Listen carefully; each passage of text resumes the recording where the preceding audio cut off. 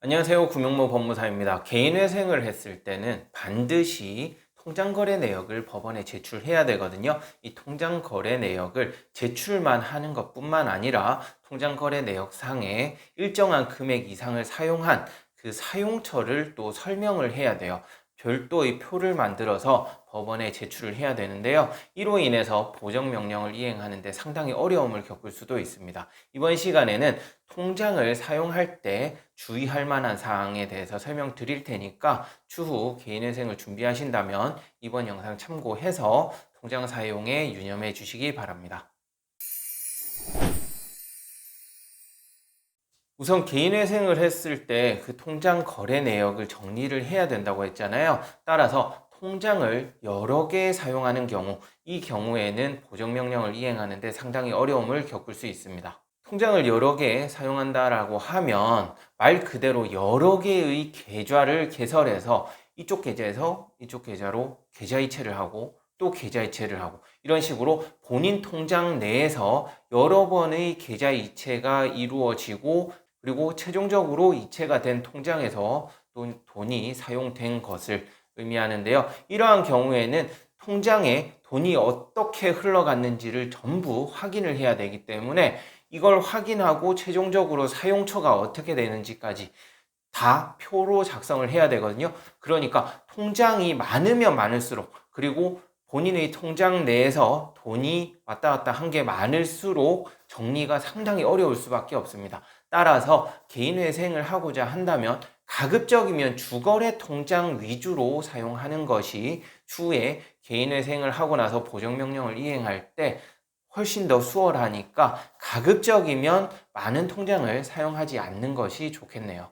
그리고 입출금 내역이 많은 경우에도 이 내용을 정리하기가 상당히 까다로운데요. 특히 최근 1, 2년 내에 통장거래 내역은 모든 법원에서 필수적으로 확인을 하거든요. 따라서 입출금이 많다면 그 입출금 내역에 어떤 돈인지에 대해서 메모를 남겨두는 것이 좋습니다. 왜냐하면 개인 간에 이체 내역이 있을 경우에 단순히 이체를 받는 사람의 이름만 떠 있거든요. 그 경우에는 이 돈이 빌려준 것인지 또는 기존에 빌린 돈을 갚은 것인지 어떤 의미로 이체를 한 것인지 확인할 방법이 없어요.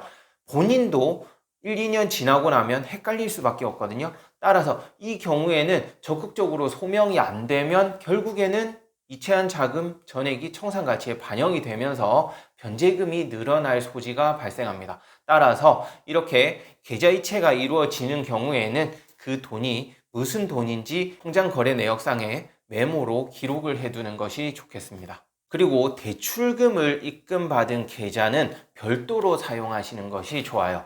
이 말이 무엇이냐 하면 대출금을 국민은행 계좌로 입금받고 급여 계좌는 신한은행이다. 이 경우에는 국민은행으로 받은 대출금은 국민은행 계좌 내에서 사용을 하는 것이 좋습니다. 왜냐하면 국민은행 계좌에 대출금을 입금받았다가 월급 통장인 신한은행 계좌로 또 이체를 하고 그 후에 월급이 통장에 또 찍히게 되겠죠. 그리고 돈이 사용이 되기 시작해요. 그러면 대출금과 월급이 섞여버리게 되는 거죠. 따라서 대출금을 사용한 그 사용처와 월급을 사용한 사용처를 구분하기가 어려운 문제가 발생합니다. 이 경우에는 아무래도 유리한 방향으로 정리를 하기는 하는데요. 어찌되었든 급여와 대출금이 섞이게 되면 정리하는 데 있어서 어느 정도 불편함이 발생할 수 있기 때문에 가급적이면 대출금 통장과 급여 계좌는 구분하는 것이 좋겠다라고 하겠네요.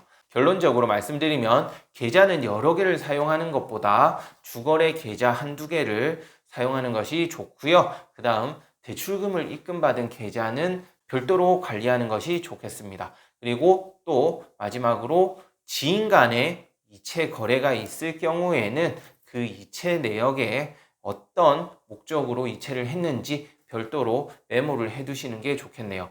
메모를 한다라는 것은 수기로 작성하라는 것이 아니고요. 계좌 이체하실 때 메모 기록 남길 수 있잖아요. 이렇게 메모 기록을 이체하실 때 남겨두라는 것입니다. 네, 끝까지 시청해 주셔서 감사하고요. 구독, 신청, 좋아요도 부탁드리겠습니다. 고맙습니다.